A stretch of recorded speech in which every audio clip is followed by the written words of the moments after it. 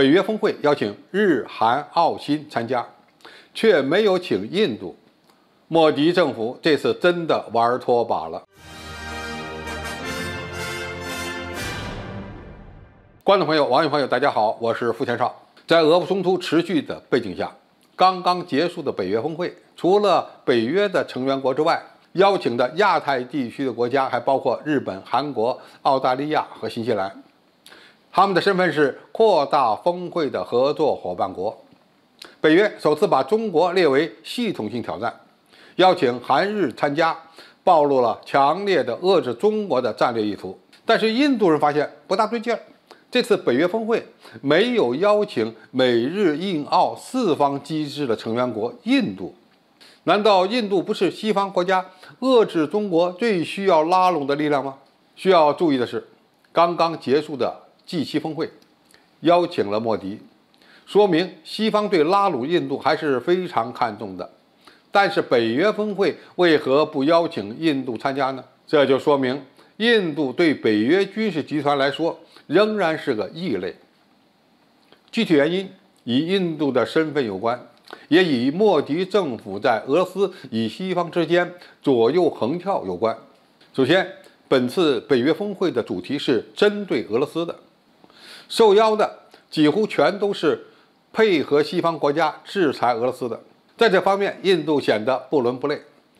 印度与绝大多数国家一样，在俄乌冲突问题上保持中立，甚至还大量采购俄罗斯的石油和煤炭，与俄罗斯抛开美元体系进行贸易结算，这在西方国家的眼里都是资敌的性质。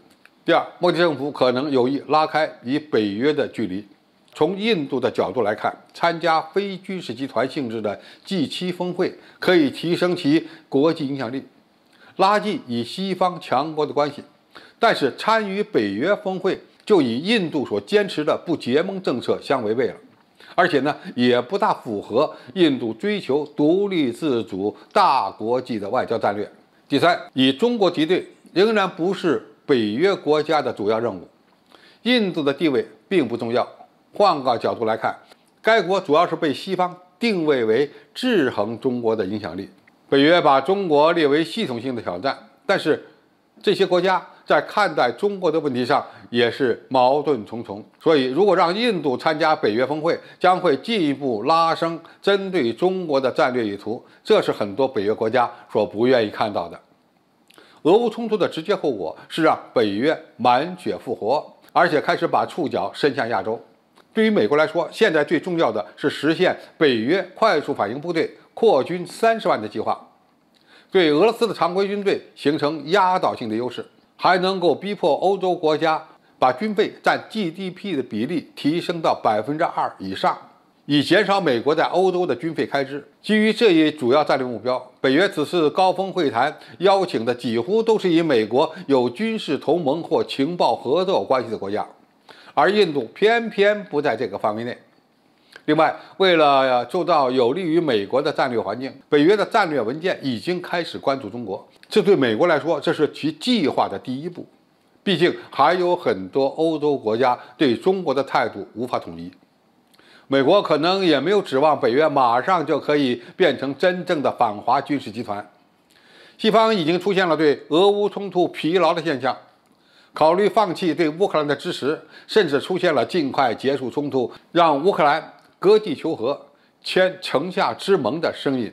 在这一背景下，印度目前还不在北约的视线范围内，但并不等于以后印度也不会参加。如果印度有一天真的被邀请参加北约峰会了，那么也就意味着北约真要把中国当敌人了。这一天也许不会出现，关键还要看俄罗斯与北约关系的变化，还有中国与欧洲关系的发展。当然，莫迪政府外交政策选择的发展道路也是重要的决定性因素之一。好，今天的评述就到这里，谢谢大家收看，我们下期再见。